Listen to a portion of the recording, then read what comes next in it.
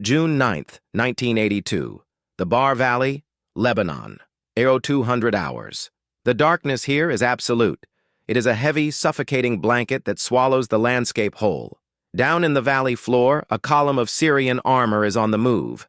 These are T-72 tanks, the absolute apex of Soviet ground warfare export technology. To the Soviet military advisors watching from a Argeline 2 kilometers away, this column represents the iron fist of the Warsaw Pact Doctrine. They are moving under the cover of a moonless night, a tactic that has defined Russian warfare since the Second World War. If you cannot see the enemy cannot see you. Inside the lead T-72 tank, the commander is confident. He is operating under strict Soviet protocols. His infrared searchlight is doused. His active night vision is switched off to avoid detection. He is driving blind, relying on the cover of darkness to reposition his armored division for a morning ambush against Israeli forces. According to every manual printed in Moscow, he is invisible. He is safe. Then the impossible happens. There is no warning. There is no telltale sweep of a searchlight beam cutting through the dust. There is no flare popping overhead to illuminate the kill zone. There is just a sudden violent crack of thunder that seemingly originates from nowhere. The lead T-72 tank does not just explode, it disintegrates. A high-velocity penetrator slams through the composite armor of the turret front, instantly igniting the ammunition carousel beneath the crew. The 40-ton war machine travels another 10 meters on sheer momentum before the turret is tossed into the air on a pillar of fire. Panic erupts on the radioette. The Syrian tank crews are screaming in Arabic, demanding to know where the fire is coming from. They frantically traverse their turrets, scanning the black horizon. They flip on their active infrared searchlights, desperate to find a target. Massive beams of invisible infrared light sweep the valley walls, trying to illuminate the attacker. They see nothing. The valley is empty. Seconds later, the second tank in the column erupts. Then the third. It is a systematic execution. The enemy is firing with mathematical precision, hitting moving targets in pitch blackness at ranges exceeding 2,000 m, and they are doing it without emitting a single photon of light. On the ridgeline, the Soviet advisors are frozen in disbelief. One of them, a colonel from the main intelligence directorate, lowers his binoculars. His hands are trembling. He has just watched a platoon of the most advanced tanks in the Soviet infantry get wiped out by an enemy that by all laws of physics known to him should be blind. He turns to his aide. "Where are their lights?" he demands. "They must be using searchlights. We should see the source." "There is nothing, Colonel," the aide replies, his voice cracking. "No radar spikes, no illumination flares. They are shooting from the dark into the dark." The surviving T-72 tanks pop smoke grenades, creating a thick chemical fog designed to block visual rangefinders. It works against every targeting system the Soviets have ever analyzed. But tonight, the rounds keep coming. The projectiles punch right through the smoke screens as if the thick gray clouds were made of glass. The slaughter continues until the radio net falls silent. In the span of 5 minutes, a doctrine that had held the Soviet Union together for 30 years. The belief that night operations provided cover has evaporated.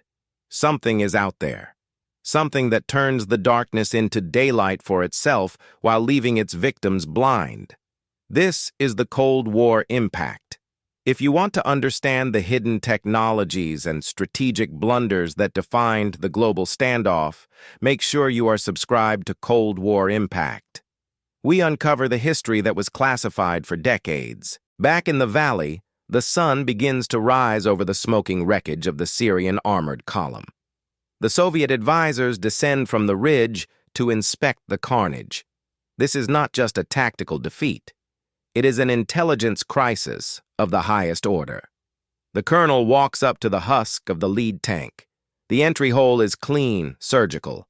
He looks out toward the west, toward the positions where the enemy fire originated. It is nearly 3 kilometers away. At that distance at night, a tank is just a cold block of steel. Even with the best image intensifiers, the starlight scopes that rely on amplifying moon and starlight, a target that far away would be a ghostly, unrecognizable blur. And yet, the enemy placed a 105mm round within a 60cm circle. This level of accuracy implies that the enemy wasn't just guessing. They weren't firing at muzzle flashes. They were tracking. They could see the heat of the engines, the friction of the tracks, perhaps even the heads of the commanders. The report that goes back to Moscow that morning is filled with confusion and fear. The advisors claim that the Americans, through their Israeli proxies, have deployed a super weapon. They speculate about radar-guided guns or perhaps a network of ground sensors pre-planted in the valley. They are grasping at straws. They cannot admit the truth because they do not understand the truth. They are looking for a magic trick, a singular gadget. They do not realize that they have just witnessed the debut of a fundamental shift in physics applied to warfare. The Americans have not just built a better gun, they have stolen the night itself. In Moscow, the report lands on the desk of the GRU, the Soviet military intelligence. It is flagged as a priority, one anomaly. The Red Army has thousands of tanks in East Germany, poised to rush the Fulda Gap. Their entire strategy relies on overwhelming NATO forces before they can organize. Night attacks are the cornerstone of that strategy. If the Americans have a tank that can see through darkness, through smoke, and through rain without giving away its own position, then the massive tank armies of the Warsaw Pact are not an invasion force. They are target practice. A specialized technical team is immediately dispatched from the Kubinka tank proving ground to Syria. Their mission is simple. Find out what killed those tanks. Find the shell fragments. Find the tread marks of the enemy vehicles. Identify the killer. They arrive in the Bekaa Valley 3 days later. They sift through the dust. They analyze the impact angles. They confirm that the shots came from M60 tanks, an American platform that entered service in 1960, a vehicle the Soviets considered obsolete compared to their sleek, low-profile T-72 tanks. The M60 is a tall, slab-sided beast, a relic of a previous generation. This deepens the mystery. How could an old American tank destroy the pride of the Soviet Armored Corps in conditions where neither should have been able to fight? The Soviet engineers are baffled. They verify that the M60 tanks used by the enemy were the A3 variant. Intelligence files say the A3 has a laser rangefinder and a ballistic computer, but so do the Soviet tanks. Computers don't help you see in the dark. The team interviews a surviving Syrian crewman who bailed out of his vehicle before it burned. He is badly shaken. He tells the Russians a detail that chills them. "We saw nothing," the tanker says. "But before the first shot, I heard a noise, a low, constant hum, like a refrigerator coming from the wind." The Russians dismiss this. Tanks are loud, battlefields are chaotic. A humming noise seems irrelevant, but they file it away. They don't know it yet, but that hum is the sound of their impending obsolescence. It is the sound of a cryogenic cooling unit bringing a detector down to negative hundreds of degrees. The investigation in Syria hits a dead end. The physical evidence shows what happened. Total destruction at long range at night, but it doesn't explain how. The Kremlin demands answers. They need to know if this was a fluke, a lucky ambush, or a systemic capability. To find out, the scene shifts from the hot deserts of the Middle East to the freezing forests of the Iron Curtain. The Soviets decide they need to test their own eyes. If the Americans have a new way of seeing, the Soviets need to prove that their existing technology is still sufficient. They organize a massive night fighting exercise near the East German border. They are going to simulate the conditions of the Bekaa Valley. They are going to prove that their active infrared systems are still superior. But as the sun sets over the training grounds in East Germany, the Soviet tank commanders are about to learn that the impossible event in Lebanon was not an anomaly. It was a warning, and they are about to ignore it at their peril. The paranoia begins to set in. Is there a spy in the design bureau? Did the Americans steal the blueprints for the T-72?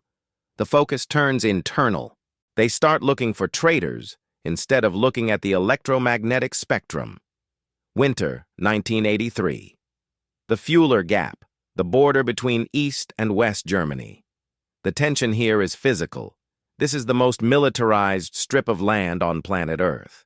On the east side, the group of Soviet forces in Germany is drilling for the invasion they believe is inevitable. The ground is frozen hard, perfect for tank treads. Inside a T-64B tank, a Soviet platoon commander, Lieutenant Vulov, is conducting a routine border overwatch. The T-64 is a masterpiece of mechanical engineering. It has an autoloader, composite armor, and a powerful 125mm gun. But tonight, Vulov is focused on his optics. He is peering through the TPN-149 night sight. The world is a grainy green soup. The passive light intensification technology that takes existing starlight and amplifies it is useless tonight. The cloud cover is thick, and the heavy winter fog rolling off the hills has reduced visibility to zero. Vulov does what every Soviet tanker is trained to do in this situation. He reaches for the switch to activate the Luna infrared searchlight mounted next to his main gun. This is the cornerstone of Soviet night fighting doctrine, active infrared. When he flips that switch, a massive beam of infrared light blasts out from his tank. To the naked human eye, the light is invisible. The tank remains in darkness. But through Vulov's special scope, the world suddenly lights up. It is like driving with high beams on a dark highway. He can see the trees, the fence line, and the road ahead. He feels like a god in the darkness. He is the only one who can see. He scans the West German side of the border. He is looking for the silhouettes of NATO patrols. He feels secure, wrapped in the comforting hum of his tank's heater and the green glow of his active scope. He believes he is the hunter. He swings his turret slowly to the left, sweeping the invisible spotlight across a cluster of trees about 1,500 meters away. Suddenly, his radio crackles. It is the observation post on the hill behind him. "Vulov, turn it off. Turn it off now. They are looking right at you." Vulov is confused. "I see nothing," he replies. "The sector is clear. They are tracking you." The voice screams. "Every time you move your light, their turret moves with you. You are painting a target on your own face." Vulov freezes. He looks through his scope again. There, deep in the treeine, barely visible, even with his infrared spotlight, is the low, hulking shape of an American M60 tank. It is sitting perfectly still. No engine smoke is visible. No lights, no infrared beams are coming from it. It is a black hole in the night. But the gun tube, the massive 105mm cannon of the American tank, is pointed directly at Vulov's face. Volkov traverses his turret right. The American gun traverses right. Volkov traverses left. The American gun mirrors him instantly. A cold sweat breaks out under Volkov's tanker helmet. How can they see him? He is checking his scope. The American tank is not emitting any infrared light. Without an IR searchlight, the Americans should be blind in this fog. Starlight scopes cannot penetrate fog. The physics doesn't make sense. Vulov kills the lunar light and orders his driver to reverse into a defilade, retreating behind a berm. His heart is hammering against his ribs. He has just stared death in the face, and death was watching him with eyes that didn't need light. This incident and dozens like it along the Iron Curtain begins to generate a quiet panic within the upper echelons of the Soviet military apparatus. The reports from the border guards are consistent and terrifying. The Americans are engaging in passive tracking. They are spotting Soviet patrols through heavy rain, through dense fog, and through smoke screens. Back in Moscow, at the Scientific Research Institute supporting the defense industry, the confusion is turning into a crisis. The engineers are interrogating the intelligence data. They know the Americans have deployed a new modification of the patent tank, the M60A3 TTS. The acronym TTS stands for Tank Thermal Sight. The Soviet scientists know what thermal means. In theory, it means detecting long-wave infrared radiation heat rather than reflected light. If you can detect heat, you don't need the sun or the moon or a searchlight. Every object in the universe above absolute zero emits thermal energy. A tank engine, a human body, even a tree that has absorbed sunlight during the day, they all glow in the thermal spectrum. But knowing the theory and building the machine are two different universes. The Soviet experts argue that fielding a thermal sight on a rugged, vibrating dirty tank is technically impossible. To make a thermal sensor sensitive enough to distinguish a tank from a rock at 2 kilometers, the detector material needs to be cooled to extremely low temperatures, minus 196 degrees C. In a laboratory, you can do this with liquid nitrogen and delicate glass flasks. But inside a tank bouncing over ditches covered in mud, the Soviet engineers dismiss it. It is a bluff, one senior designer argues at a meeting in the Kremlin. The Americans are using a trick. Maybe radar, maybe acoustic sensors, but they cannot put a cryogenically cooled quantum detector in a tank turret. The vibration alone would shatter the crystals. They are in denial because the alternative is too terrified to contemplate. If the Americans have solved the cooling problem, they have rendered the entire Soviet strategy of night offensives obsolete. The KGB is tasked with solving the mystery. They don't need to steal the tank. They need to steal the manual. They need to understand the black box inside the M60's turret. Agents in West Germany begin targeting U.S. service members looking for loose torque in bars near the bases in Frankfurt and Grafenw. They aren't asking about armor thickness or shell velocity anymore. They are asking strange, specific questions. Does the sight make a noise? How long does it take to turn on? Do you have to refill it with gas? One intelligence report finally breaks through the denial. A Soviet spy manages to observe an M60 maintenance crew working on the gunnery range. He watches from a distance with a high-powered spotting scope. He sees the American crew open an armored panel on the turret roof. They aren't pouring in liquid nitrogen. They aren't replacing delicate glass bulbs. They are simply flipping a switch. The spy notes that after the switch is flipped, there is a distinct, high-pitched mechanical whine that is audible from 50 meters away. It sounds like a turbine spinning up. The report reaches the desk of general designer Venin, a leading figure in Soviet optics. He reads the description of the sound. He pales. "It's a Stirling cycle cooler," he whispers. They miniaturized a refrigerator. They put a closed-cycle helium refrigerator inside the gun sight. The room goes silent. The implication is devastating. If the Americans have miniaturized closed-cycle cooling, they don't need logistics for liquid gas. They have a solid state eye that can see heat forever as long as the tank has battery power. But the mystery isn't fully solved. Knowing what it is doesn't explain how it is so deadly. The Soviets still believe that thermal images are blurry, low-resolution blobs useful only for spotting, not for aiming. They convince themselves that while the Americans can see a heat spot, they surely cannot identify it clearly enough to target a specific weak point. To prove this, the Soviets set up a new experiment.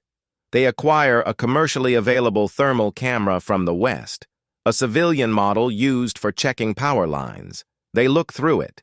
The image is fuzzy, washed out, and full of static. You see, the generals say, relaxing. It is just a detection aid. They still need optical sights to shoot. We are safe. They are wrong. Dead wrong. They are assuming the M60 is using the same primitive technology available to the civilian market. They do not realize that the Americans have unlocked a material science breakthrough involving a substance called mercury-cadmium telluride. This exotic compound allows the M60 to not just see heat, but to see it in high definition. The Soviets are about to learn that the M60 doesn't just see a blob of heat. It sees the exhaust plume. It sees the friction of the road wheels. It sees the difference in temperature between a loaded gun barrel and an empty one. And the realization will not come from a laboratory test. It will come from another brutal encounter. This time, not in the deserts of the Middle East or the forests of Germany, but in the paperwork of a defector who is about to hand the keys to the kingdom to the CIA, revealing just how far behind the Soviet Union really is. The gap is not measured in years. It is measured in decades. And the Soviet tank crews sitting in their T-72 tanks, confident in their thick armor, are effectively driving into battle naked. Spring 1984. The Kubinka tank proving ground outside Moscow. The mood at the facility is desperate. The reports from Lebanon and the border encounters in Germany have created a shockwave through the Soviet Defense Ministry. They finally understand that the Americans have deployed a thermal imaging system that works. But understanding the problem is not the same as solving it. The Soviet engineers are now in a race against physics. If they cannot replicate the American technology, and the manufacturing of cryogenic detectors is proving to be a nightmare of quality control, they must find a way to defeat it. They need a cloak of invisibility. Project Nikidka is in its infancy. It involves covering tanks with special rubberized mats and radar, absorbent materials designed to suppress the heat signature. They are trying to turn a 40-ton steel furnace into a cold stone. On the firing range, a T-80 tank, the newest jewel in the Soviet crown, is covered in these experimental mats. It sits in the middle of a field, its engine idling. The engineers have routed the exhaust through complex baffles to cool the air before it leaves the hull. They have done everything possible to hide the heat. 2 kilometers away, a team is observing the tank through a captured Western thermal camera inferior to the military-grade M60 sight. But the best proxy they have, engine start, the radio commands. The T-80 roars to life. To the naked eye, it is just a dark lump in the field. But on the thermal display screen, the truth is heartbreaking. The rubber mats delay the heat for maybe 10 minutes. But eventually, the laws of thermodynamics take over. The massive diesel engine generates too much energy. The hull begins to glow. First, the rear exhaust grates turn white-hot. Then the road wheels, heated by the friction of the rubber tracks, begin to shine like spinning rings of fire. The invisibility cloak fails. The tank is a beacon.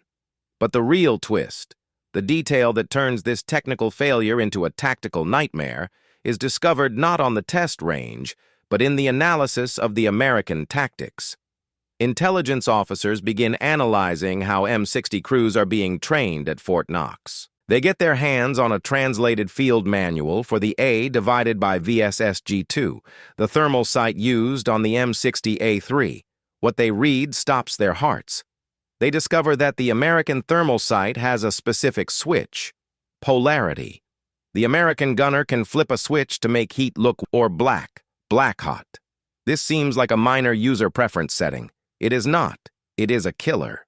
The Soviet analysts realized that in a complex environment like a city or a forest, a tank might blend in with the background temperature. But by flipping the polarity, the American gunner can instantly invert the image. If the tank is slightly warmer than the trees, flipping to black-hot makes the trees glow white and the tank turn pitch black. The silhouette pops out instantly.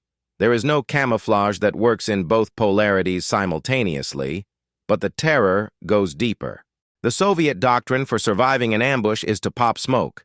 Every Soviet tank is equipped with smoke grenade launchers.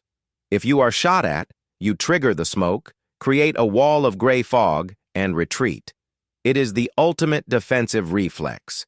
The Soviet tests reveal a catastrophic flaw in this logic. They fire standard smoke grenades in front of their test tank. Visually, the tank disappears. The smoke is thick, opaque, and impenetrable to the human eye and standard optical scopes. Then they look through the thermal imager. The smoke is transparent. The chemical composition of the Soviet smoke grenades blocks visible light, but it allows long-wave infrared radiation to pass through almost perfectly. To the thermal sight, the smoke screen is literally not there. The realization hits the engineers like a physical blow. The standard Soviet defensive maneuver is actually a trap.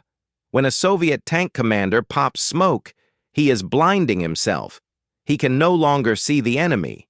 But the enemy sitting in an M60 with a thermal sight sees the Soviet tank perfectly clearly through the smoke. It gets worse because the smoke is slightly cooler than the surrounding air. It actually creates a uniform, cool background against which the hot tank stands out more clearly than before. By following their training and popping smoke, Soviet tankers are not hiding. They are creating a high-contrast studio backdrop for their own execution. Panic spreads to the tactical schools. They have millions of smoke grenades that are now useless. They have thousands of tanks that rely on active infrared searchlights that, as we saw in the Fulda Gap, act as shoot-me beacons to the Americans. The Soviet military machine is built on rigid drills and top-down command. You cannot rewrite 30 years of doctrine in a week. They have a force of 50,000 tanks designed to fight a war that no longer exists. They prepared for a boxing match, and the Americans showed up with a sniper rifle. In a frantic attempt to close the gap, the Kremlin authorizes active measures. If they cannot hide from the thermal sight, they must blind it. They begin developing laser warning receivers and dazzler systems designed to detect when a laser rangefinder hits a tank and automatically fire a laser back to burn out the enemy's optics. It is a desperate sci-fi solution to a simple physics problem. But these systems are expensive, fragile, and years away from mass production. Meanwhile, the M60A3 TTS is rolling off the assembly lines in Detroit by the hundreds. Every month, more American battalions are converted to the new standard. The balance of power in Europe is shifting silently, invisible to the public, but blindingly obvious to the generals. Then comes the final straw. A classified briefing from a mole inside NATO reveals the range capability. The Soviets assumed that because thermal resolution is lower than optical resolution, the Americans would have to get close, maybe under 1,000 mm to identify a target. At that range, the superior armor and bigger gun of the T-72 tanks might still win the fight. The briefing documents debunk this myth. The M60 crews are qualifying on targets at $2,500 meters in total darkness through rain. At $2,500, a T-72 shell has lost significant velocity, but the American 105 meters depleted uranium dart fired with computer-calculated precision is still lethal.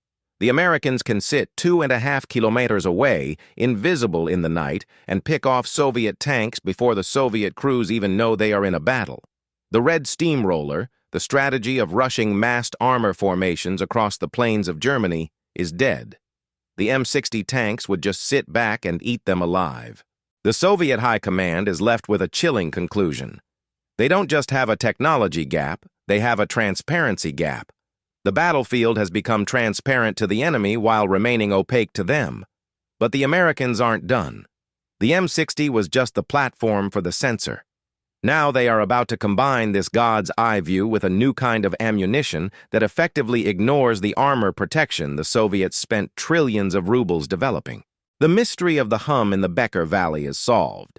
It is the sound of the Sterling cooler, but the mystery of what happens next when the Soviets try to force a confrontation to prove their might is about to lead to the most one-sided armored engagement in history. The stage is set for the reveal of the ultimate disparity. The Soviets think they know the extent of the danger. They think it's just a night sight. They are about to learn that the M63 is not just a tank hunter.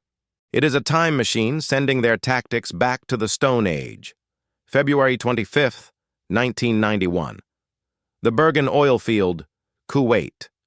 This is the moment where the mystery ends and the nightmare begins. This is the moment where the impossible events of the Bekaa Valley and the ghost stories of the Fulda Gap are finally dragged into the light of history. The setting is apocalyptic. The retreating Iraqi army has set fire to hundreds of oil wells.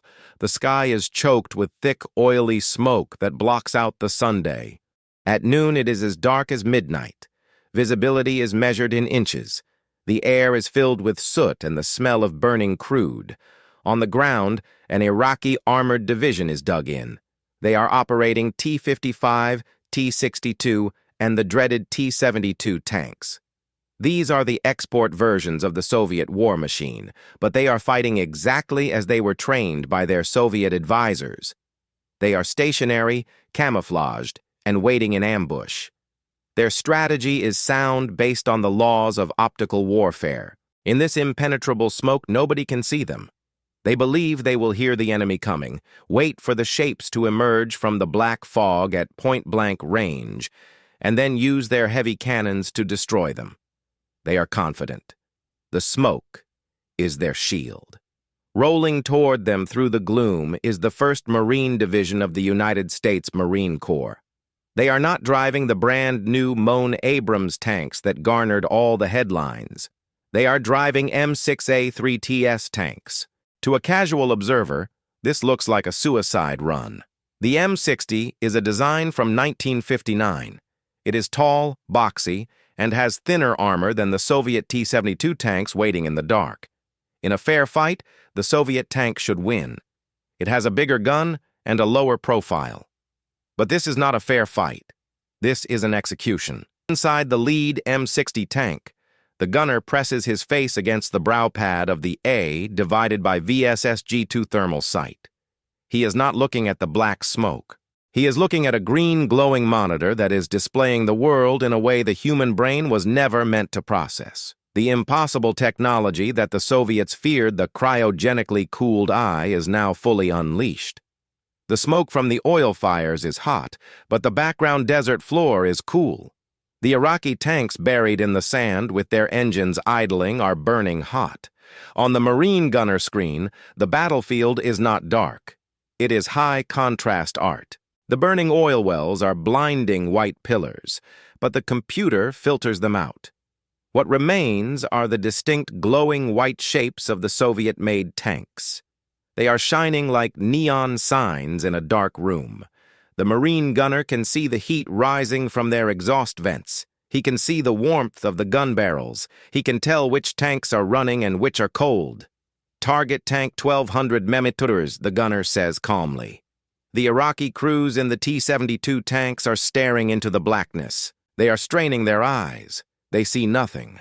They hear the rumble of engines, but the wind and the roar of the fire mask the direction.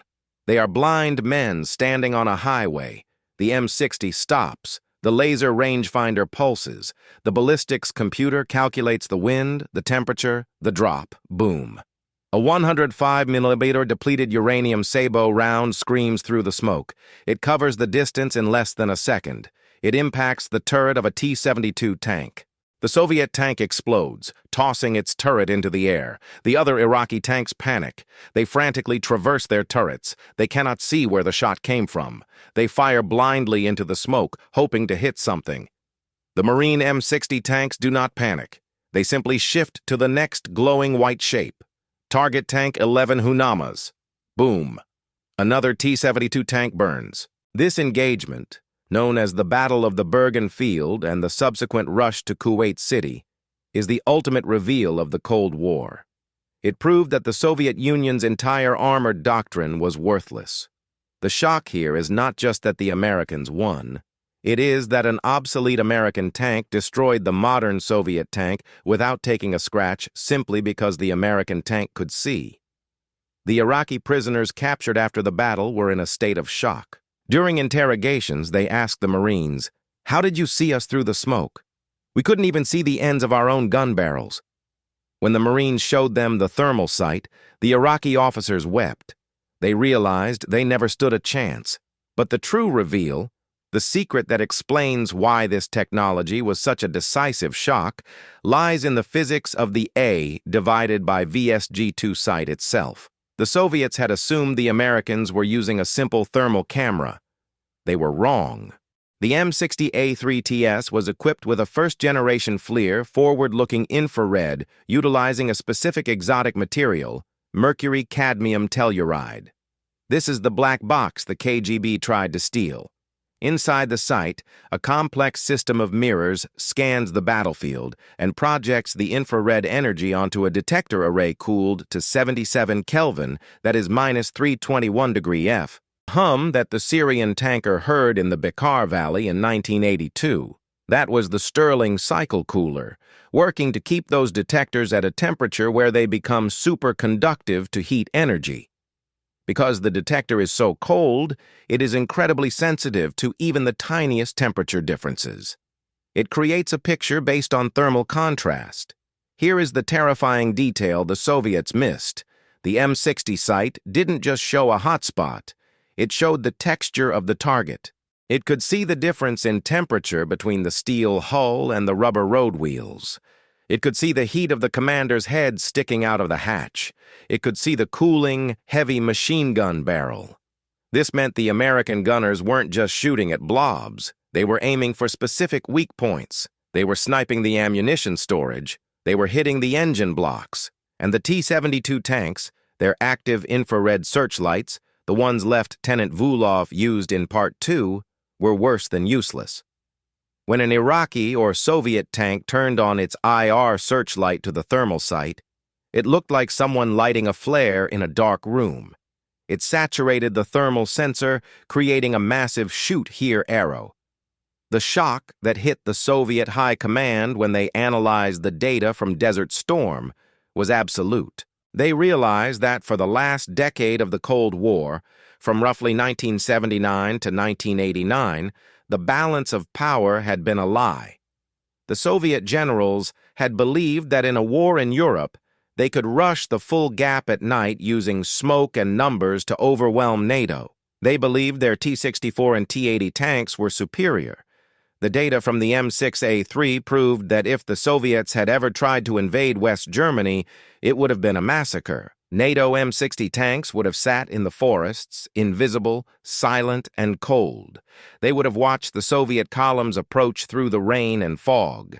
They would have identified the command tanks by the heat of their extra radios. They would have waited until the Soviets were deep in the kill zone, and then they would have turned the Russian army into a graveyard of burning steel before the first Russian tank even knew it was in a fight.